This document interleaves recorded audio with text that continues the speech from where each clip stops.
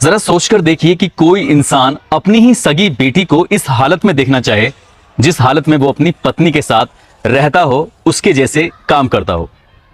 आज की सच्ची घटना में कुछ ऐसा ही होता है। जब एक बाप अपनी बेटी से कहता है कि मुझे तुम्हें देखना है बिल्कुल वैसे ही जैसे कि मैं तुम्हारी मां को देखता हूं, तो उस लड़की के शायद पैरों तले जमीन खिसक जाएगी, उसकी दुनिया उजड़ जाएगी, वो सोचने पर मजबूर हो जाएगी।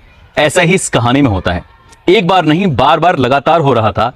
इतना हो रहा था कि वो लड़की बेइंतहा तंग आ जाती है और यहीं से एक कत्ल की नींव रखी जाती है। न केवल इस घटना में एक कत्ल होता है, बल्कि 3 जिंदगियां हमेशा हमेशा के लिए बर्बाद हो जाती हैं। जब पुलिस इस घटना का खुलासा कर रही थी तो पुलिस ये कहने पर मजबूर हो जाती है कि हम कानून के दायरे में बंधे हुए हैं, काश कि उन्होंने पुलिस से मदद ली होती तो ये कत्ल कभी नहीं होता।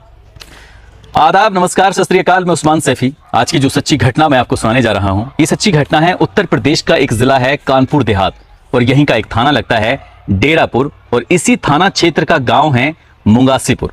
बात कर रहा हूं 17 मार्च 2022 की सुबह लगभग 6:30 बजे के आसपास का वक्त रहा होगा।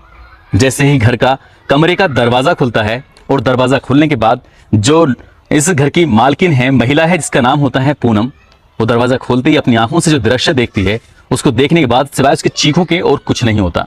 वो जोर जोर से चीखती है, चिल्लाती है। उसकी चीखों को, उसकी चिल्लाने की आवाजें सुनने के बाद सबसे पहले उसकी खुद की बेटी जाग जाती है और इसके बाद फिर बाहर से लोगों के देखने वालों का जमघट लग जाता है। आसपास जो घर थे, छतें थी, वहां से लोग झांक कर देखने लगते हैं और बाहर बहुत सारे लोग दरवाजे के बाहर खड़े हुए थे।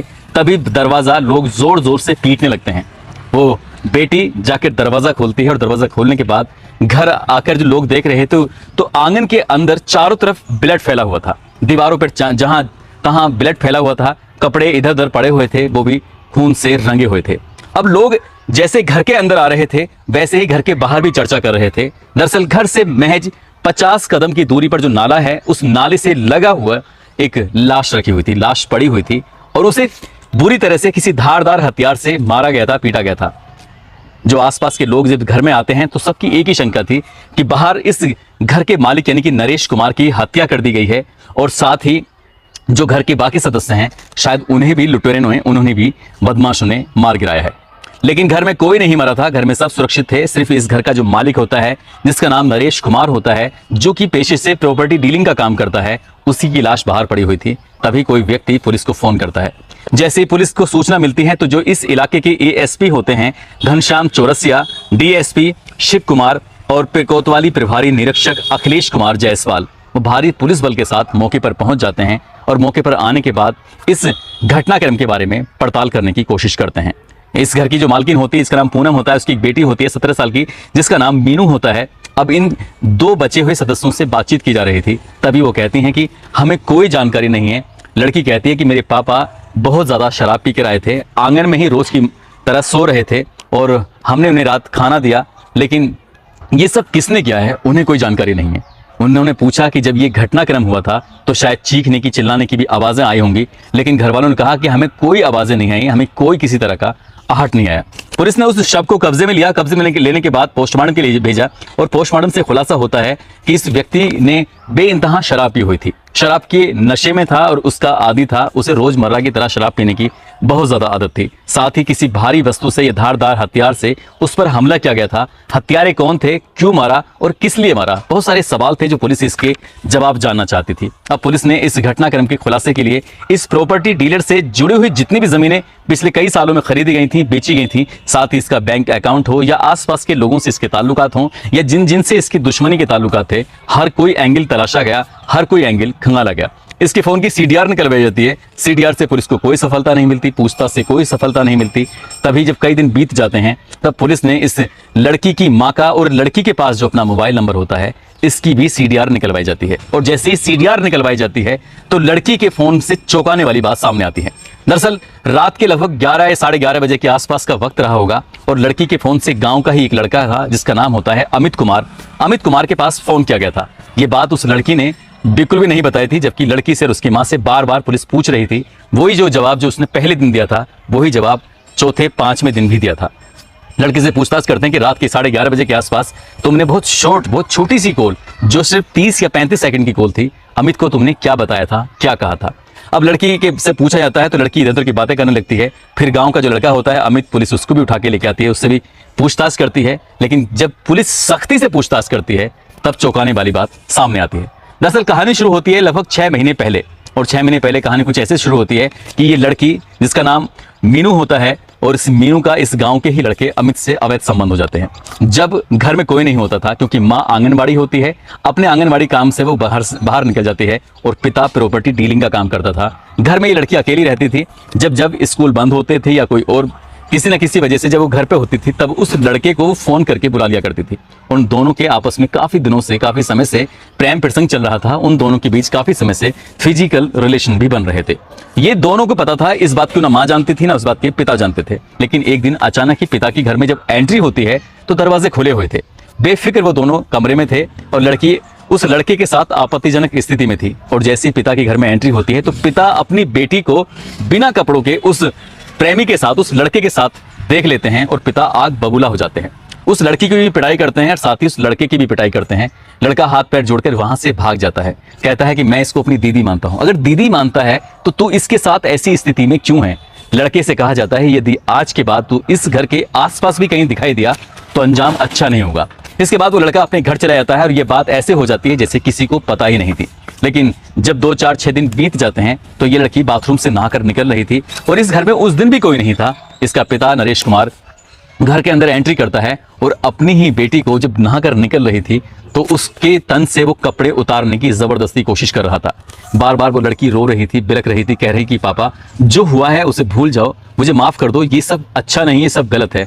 वो लड़की बार बार गिड़गिड़ा रही थी लेकिन बाप पर उसके परेशानी का, उसकी समस्या का, उसके रोने का, उसके आंसुओं का कोई फर्क नहीं पड़ रहा था। वो कहता है कि जब तुम उस गांव के उस लड़के के साथ जो तुम्हारा रिश्ते में भाई लगता है, जब तुम उसके साथ सो सकती हो तो अपने पिता के साथ क्यों नहीं सो सकती? उस लड़की को वो जबरदस्ती करके कमरे में लेके जाता है और उसके साथ शारीरिक संबंध बनाता है। ये एक शुरुआत थी।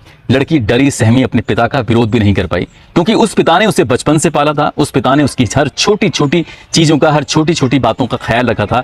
वो कभी नहीं जानती थी कि जिस पिता ने उसे पाला है, पोसा है, वो पिता उसके साथ ऐसी हरकत कैसे कर सकता है।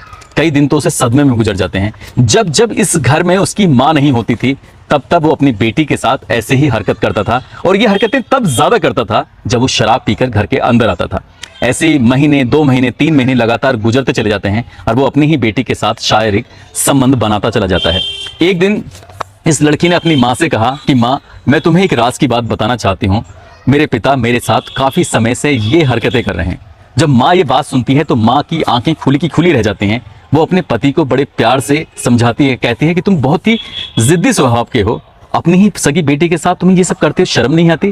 तो वो कहता है कि ज्यादा इसमें बीच में पड़ने की जरूरत नहीं है। जब वो अमित के साथ इस तरह के संबंध बना रही थी तब तुम कहाँ थी?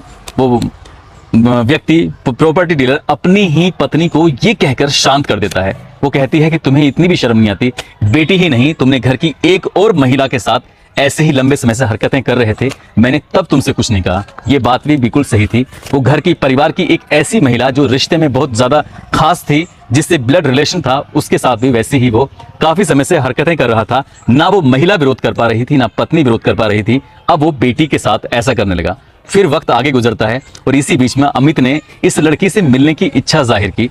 जब लड़की से मिलने की इच्छा जाहिर करता है तब लड़की उसके सामने मिलती जरूर है लेकिन फूट फूट कर रोने लगती है। अमित पूछता है कि क्या बात है, जो परेशानी है मुझे बताने की कोशिश करो, हो सकता है कि मैं इस समस्या का समाधान कर दूं। तभी वो बेटी बताती है कि मेरे पिता तुम्हारे उस दिन के जाने के बाद से लेके लगातार शारीरिक शोषण कर रहे हैं। जब मन में आता है तब उसके साथ फिजिकल रिलेशन बनाते हैं। करूं तो क्या करूं? जब वो लड़का ये बात सुनता है तो उसके पैरों तले जमीन खिसक जाती है। वो सोचने पर मजबूर हो जाता है कि एक बाप अपनी बेटी के साथ आखिरकार ऐसा कैसे कर सकता है। जब ये व्यक्ति, प्रॉपर्टी डीलर, अपने घर पर नहीं था तब अमित घर पर आता है और उसकी माँ से बातचीत करता है। कहता है कि ये सब खत्म करना चाहिए, अगर ये खत्म नहीं किया तो ऐसे ही लंबे समय तक चलता रहेगा और ये कभी जी नहीं पाएगी। तभी तीनों मिलकर एक प्लान करते हैं और जो प्लान करते हैं और वो प्लान बनाया जाता है 16 मार्च 2022 की रात में। उस रात वो नरेश कुमार कुछ ज्यादा ही शराब पीकर घर पर आया था और जैसे ही शराब पीकर घर आता है तो आंगन में आकर वो चारपाई पड़ी हुई थी, जाकर उस पर लेट जाता है। बेटी आती है। बेटी आने के बाद अपने बाप से कुछ खाने पीने के लिए पूछती है तो वो साफ इनकार कर देता है कि मुझे कुछ नहीं खाना, मैं खा के भी आया हूँ और मैं पी के भी आया हूँ। वो बेसुध हालत में वहां पड़ा हुआ था। तभी वो लड़की कुछ देर के बाद फिर आती है, उसे आवाज लगाती है, पापा पापा, लेकिन पापा की कोई आवाज नहीं आती। इसी बीच में जब रात के 11:30 बजे के आसपास का वक्त हो चला था, तब वो लड़की अपने प्रेमी यानी कि अमित को फोन करती है। अमित कुमार से कहती है कि यहाँ आ जाओ, बहुत जरूरी काम है। अमित कुमार घर पे आता है।